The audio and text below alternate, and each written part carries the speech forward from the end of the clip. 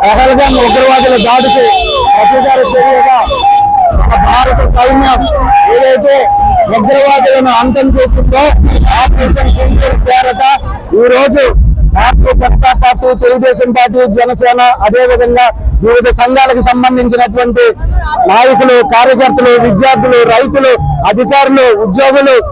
ప్రతి వర్గానికి సంబంధించినటువంటి అన్ని వర్గాలకు సంబంధించినటువంటి ప్రజలందరూ కూడా ఈరోజు తిరంగా యాత్రలో వేల సంఖ్యలో పాల్గొని భారతదేశానికి సంబంధించిన భారత సైన్యానికి మేమందరం కూడా అండగా ఉన్నామని చెప్పి అవసరమైతే 140 కోట్ల ప్రజలు యుద్ధం ఆవిష్కరణ అయిందంటే 140 కోట్ల మంది కూడా ప్రజలు 140 కోట్ల సైనికులుగా తయారయ్యి మన మీదకి, భారతదేశం మీదకి వస్తున్నటువంటి శత్రు దేశాలను చించి చెండాలుతామని చెప్పి సందర్భంగా తెలియజేస్తూ ఇటువంటి అద్భుతమైన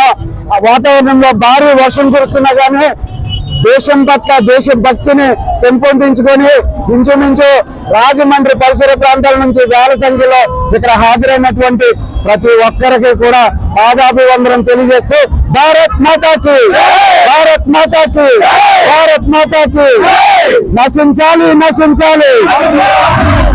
నశించాలి, నశించాలి.